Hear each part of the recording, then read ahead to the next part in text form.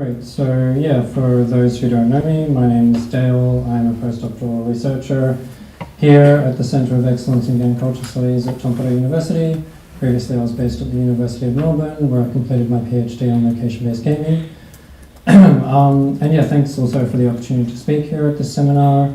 My background in research isn't game histories actually, so maybe I'm not so much going to speak to the sort of more theoretical and sort of historical concerns that have come up today, but I will talk a bit about my own somewhat foray into game histories by attempting to document the history of location-based gaming.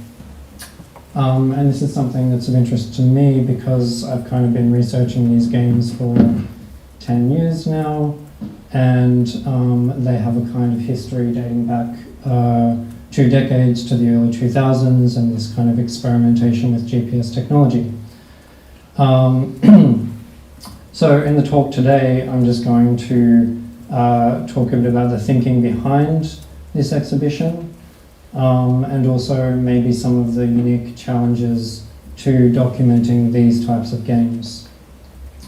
Yeah, and although my research area isn't specifically in game histories, I would welcome any kind of feedback on how this might be developed into maybe a research paper, or maybe just feedback on how I've curated the exhibition specifically. Okay, so just to really quickly summarize for those who aren't entirely familiar with location-based games and their history, these games kind of emerged in the early 2000s after sort of pinpoint GPS became widely available for public use, and particularly they were spurred by artistic and commercial experimentations with these technologies. So really trying to test out the potential for GPS to be incorporated into mobile gaming, and also just general kind of artistic interventions into public space in a playful kind of way. And these games involve actually incorporating the player's physical location and also actions in that location into the game through network devices. So typically these might be GPS-enabled phones, but they can be as simple as just a kind of online website where you log your sort of collecting of items in the physical environment. So from low-tech to high-tech. And lastly, for me as a scholar, I'm particularly interested in the claims about these games. So in my kind of work, I've sought to unpack this sort of claim that location-based games have the potential to transform their players' relationship with the physical environment around them. Maybe they explore new places or have new encounters, and also the people around them. So maybe they foster sociability. But also there are kind of negative sides to that as well, that they distance people from the places they're played in, or they kind of make people just look at their phones.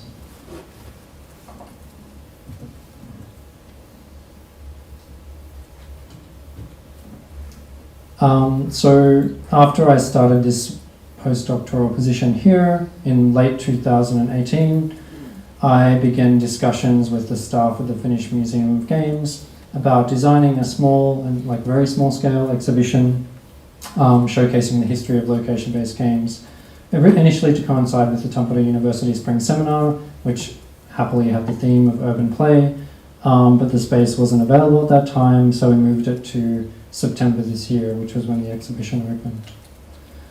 And yes, it's in the studio space upstairs, which is about 25 square meters or something. So we're kind of working in a small temporary space here. And the thinking behind the exhibition, for me at least, was really to showcase and highlight the kind of significance of location-based games at a time when they've become incredibly popular, thanks to, of course, Pokemon Go and all of the kind of big franchise location-based games that have come since. But also to really reflect back on and highlight their history to people who might visit the exhibition. They may not know that these games kind of do date back to, particularly before the iPhone 3G in 2008, and really very diverse experimentations with technology.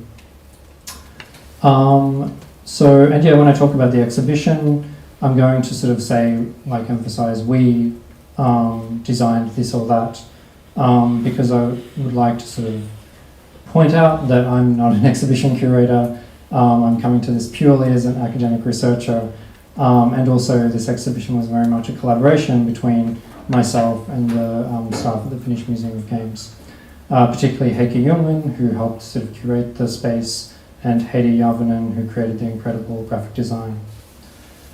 Yeah, and maybe I can reflect on this a bit. I won't go into it too much, but it was really an exchange of ideas and a learning process for me, actually, because I'd never done anything like this before.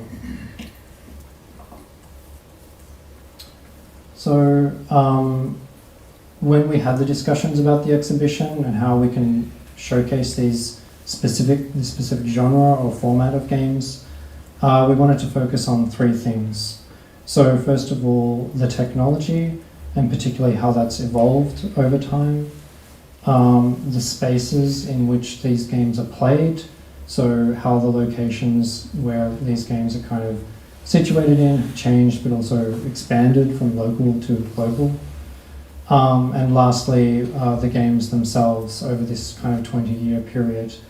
And we decided eventually on 8 games from that time. So I'm not going to go into it in too much detail, but I'll just really quickly summarize each of these aspects. So with the technology, yeah, we wanted to really demonstrate that, like, the devices that we use have really changed over the past 20 years. And even now, I'm sort of continually astounded by how, you know, different the physicality of devices, mobile devices, is over this time. So we really wanted to show early devices, and you can see here an early GPS navigator from circa 2000, 2001. You know, this is a kind of dedicated device to GPS, and of course that's now incorporated into all of our phones. But we also want to show some of the kind of obsolete technologies, or those that sort of, you know, aren't really around anymore and aren't very common. And also, for me, showcasing the iPhone 3GS specifically in particular was really important, because it marks this kind of turning point in location-based games history, where they went from being a quite niche genre of commercial and artistic mobile gaming to a mainstream one. The iPhone and later Android sort of provides this platform for location-based game designers to both distribute their games globally and also allow, you know, potentially millions of people playing them at the same time in different locations. So this was a massive shift from early location-based games that were tethered to one specific city or one particular, like, phone network or device. And yeah, we also wanted to show some of the sort of peripherals and wearables associated with these games as well.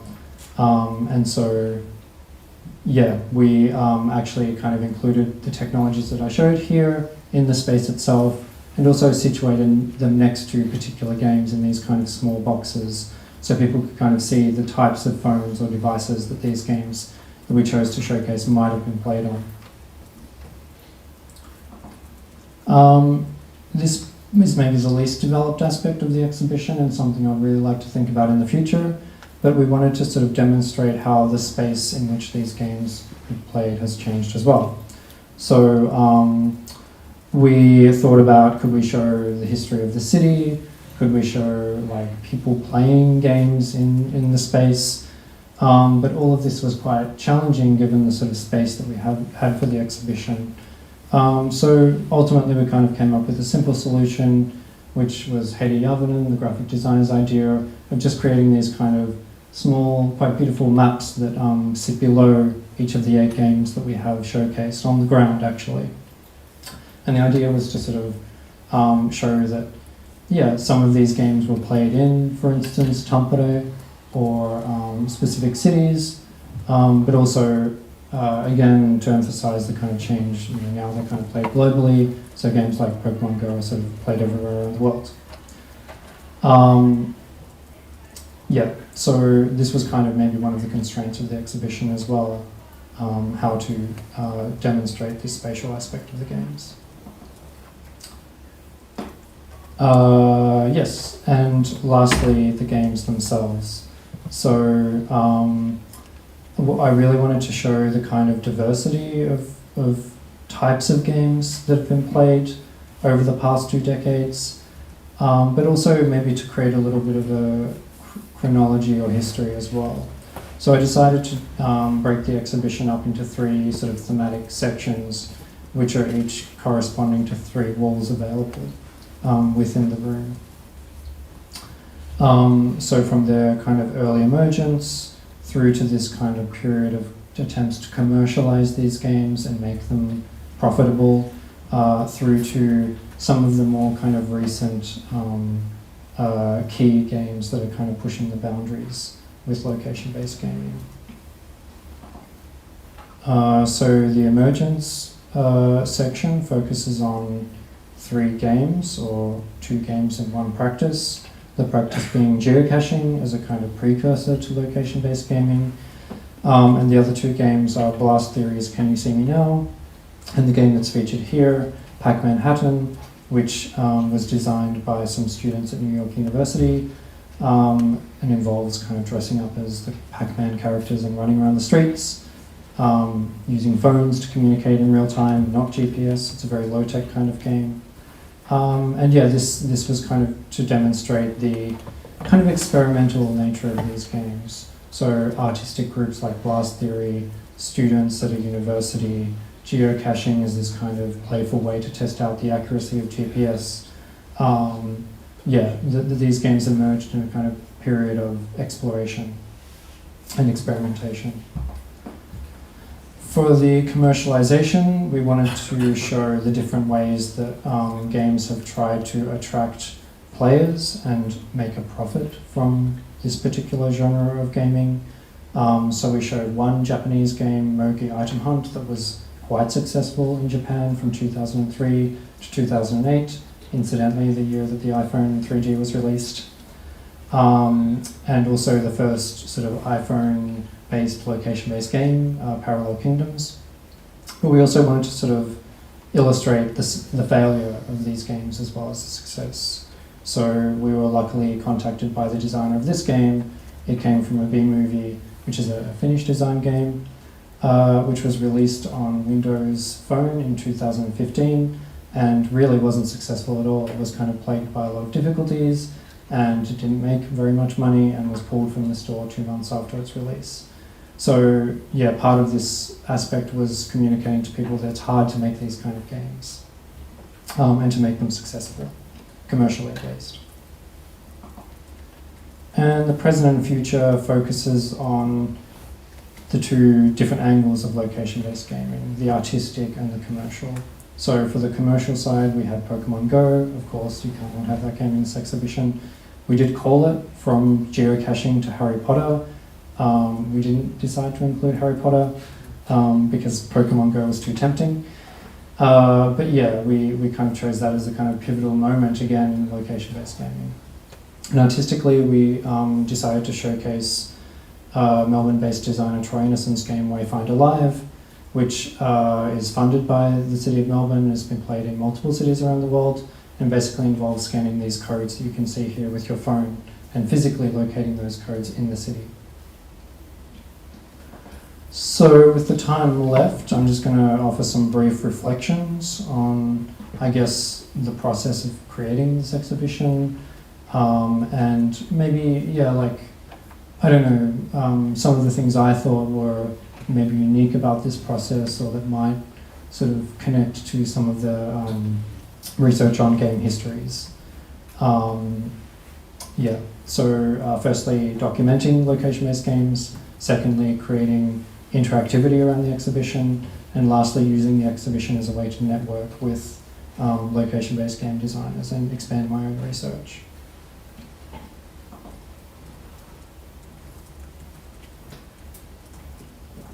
So in terms of documenting these kind of games, particularly for the older pre-iPhone games, very little exists about these kind of games.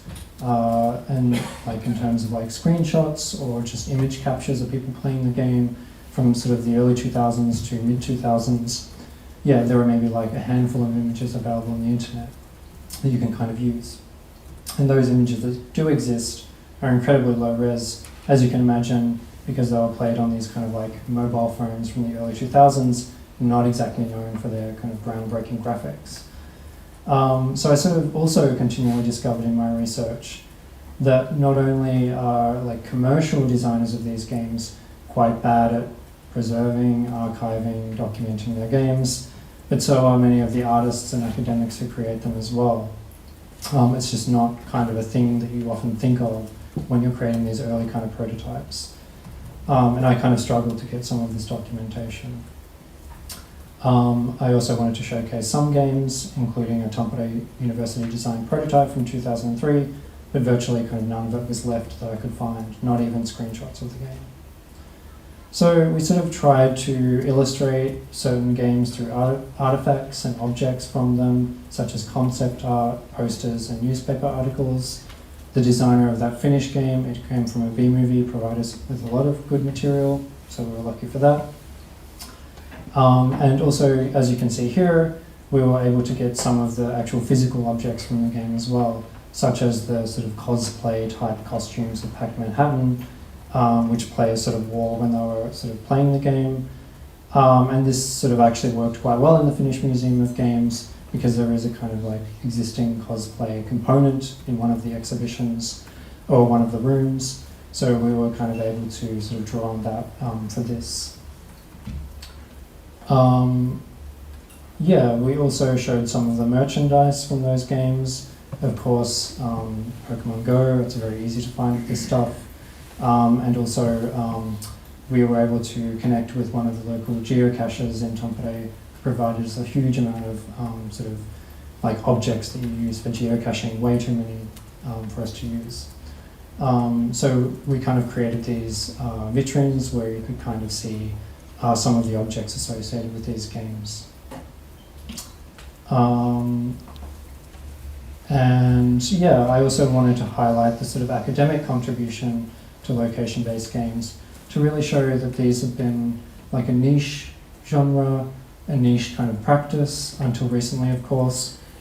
But for a long time, they've been the subject of scholarly research, at least since 2006. And Finnish game studies in particular has kind of been important here. Franz Meyer and Petri Lankoski published a kind of chapter in the first book that you can see on the left there. The second book was written by Jaakko Stenros and Markus Montola from Tampere with Annika Vern. And the last book is by me, which was kind of published like just as I was starting my postdoc here. So there's quite a nice kind of Finnish contribution here. Those cards I won't describe, but they're a kind of ideation process for designing location-based games. Okay, so not only are these games sort of like not particularly well preserved at time, sort of quickly disappearing from online documentation or websites and from even app stores themselves, but the games are also, of course, played not just on a screen, but also in a physical space. So documenting and conveying this aspect of the game to visitors was another challenge that we encountered. So we sort of thought of a few different ways to make the exhibition a little bit more interactive and to show the actual sort of process of playing these games. And also, although it's incredibly difficult, offer visitors a chance to try them themselves.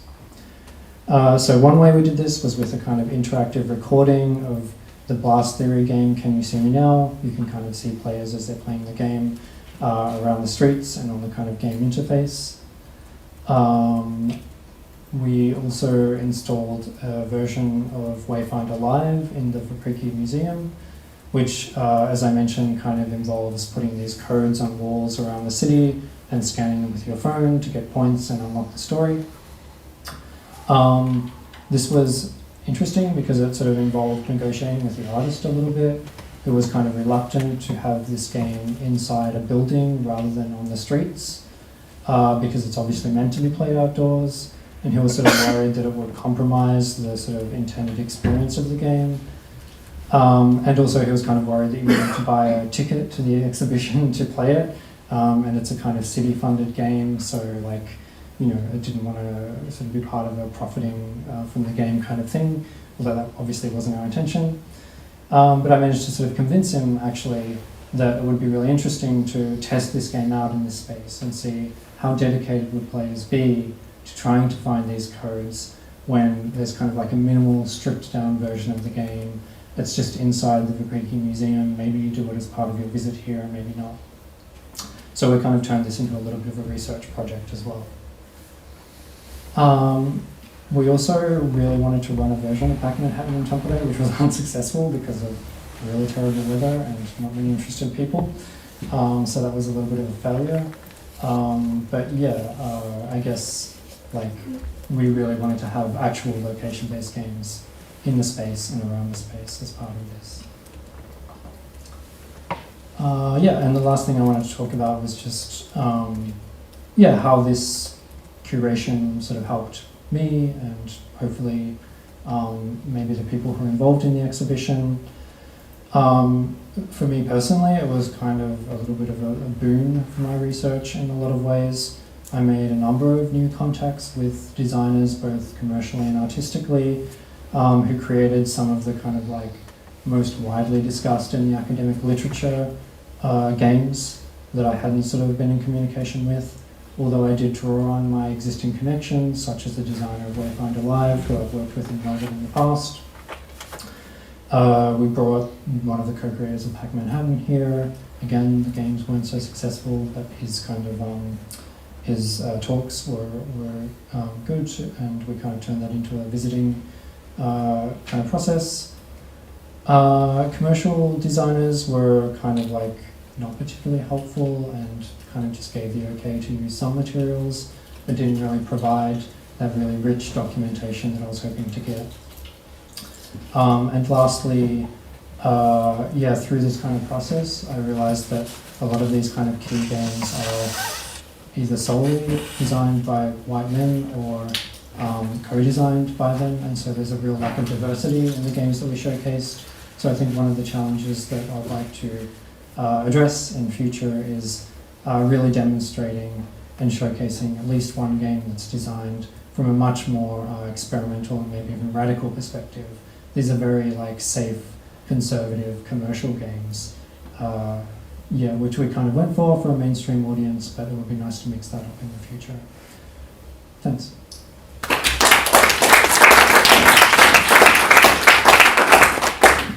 Thank you, Dale.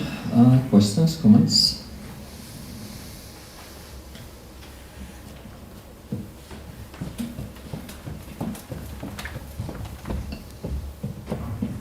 Hey, thanks for the great talk.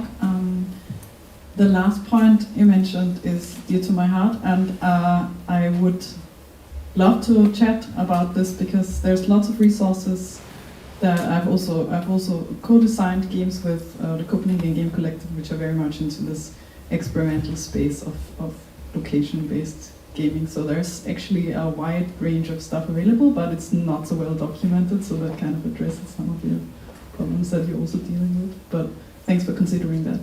Yeah, thanks. And yeah, I think yeah, like there's a lot of really interesting groups that are doing this kind of stuff, and again, the documentation isn't so much of a problem. We were actually able to kind of work around that a bit. But yeah, unfortunately here we kind of went for this, and you know, like again, my first experience designing this kind of thing and limited resources, this very kind of like yeah, quite safe mainstream depiction of location-based games, and I kind of realized as we got towards the end of the exhibition that was really what we were demonstrating. So yeah, I think the next iteration of this will include 1 to 2 of these 8 games that are really like coming from a very different angle. Okay, more questions, comments?